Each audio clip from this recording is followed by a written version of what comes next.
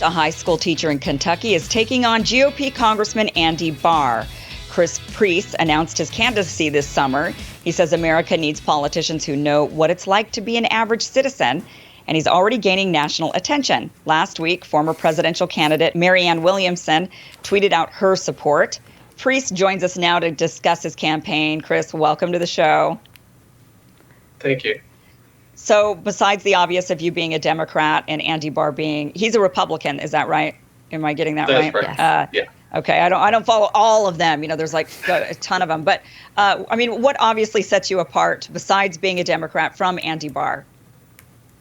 Well, I'm a fed up average citizen. I'm a high school teacher.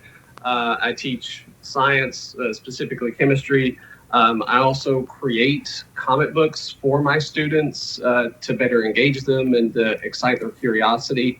I live like an average Kentuckian, and I'm not sure Barr has ever done that. And I think he's a little bit out of touch with what it is to live an average life here.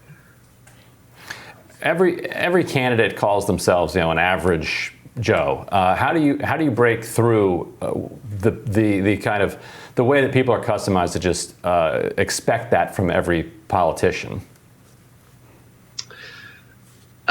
That's a good question.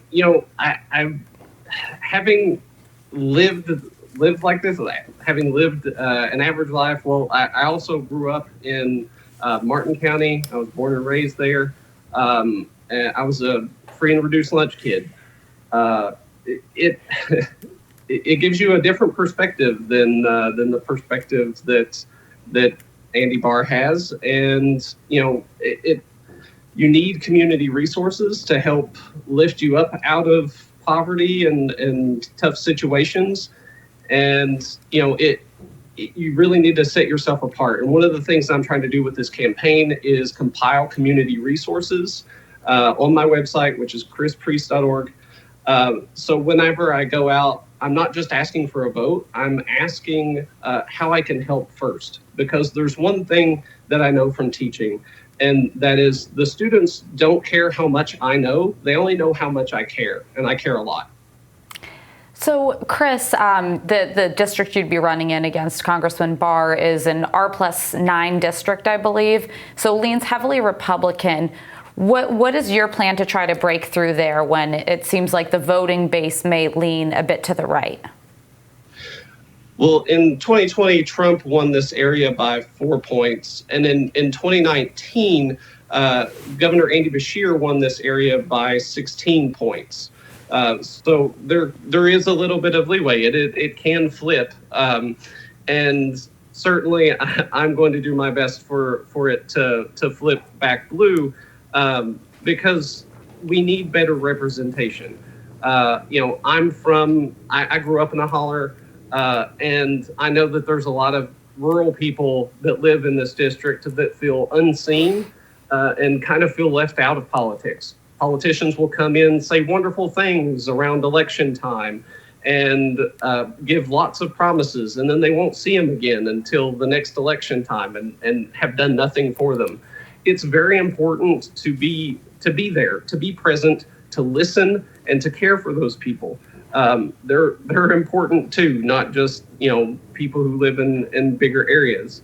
And let me ask you, what do you consider the most pressing issue facing Kentucky's 6th district? Healthcare. Healthcare is huge. My own father, who is on disability and with a fixed income, literally had one of his diabetes medications go from $40 a month to $400 a month a few months ago, and he can't afford that, especially on the fixed income. That would even be hard for me to swallow as a teacher. And this summer, I had a routine procedure done just to make sure that something more serious wasn't wrong. And it cost me $1,800 out of pocket. That hurts.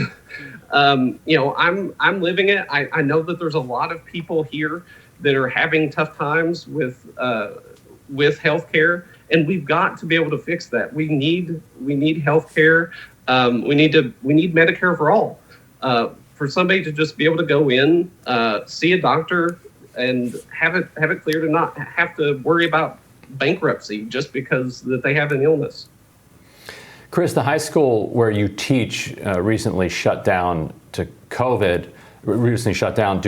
How are your fellow students and teachers responding to your run?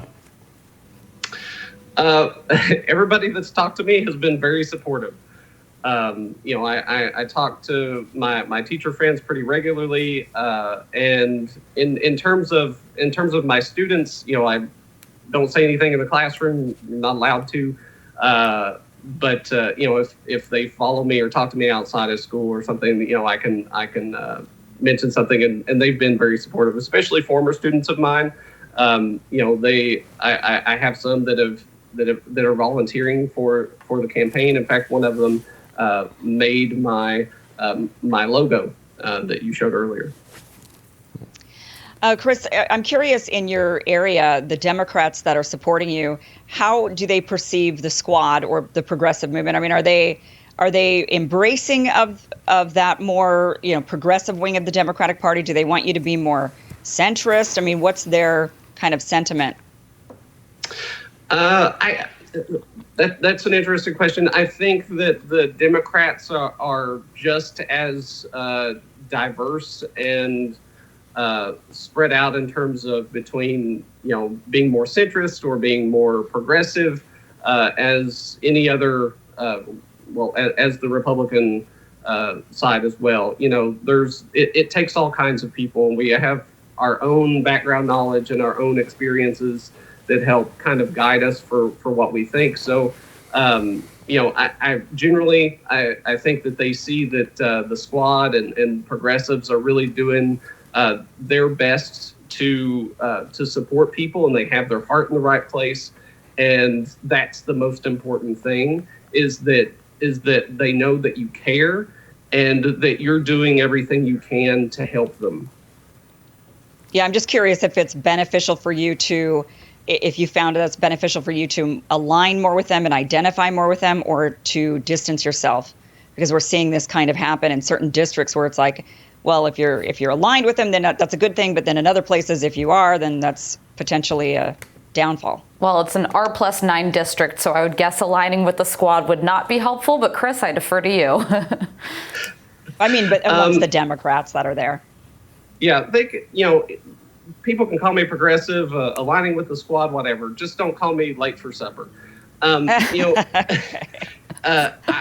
here to help people, and if it's a progressive ideology, or not ideology, but a progressive policy that will help the people here, then that's what I'm going to support. Tendency is that more progressive policies are there to help the people. All right. Well, Chris, thank you so much for joining us. Really appreciate it. Yeah, thank you all. I really appreciate it. And we'll have more Rising right after this.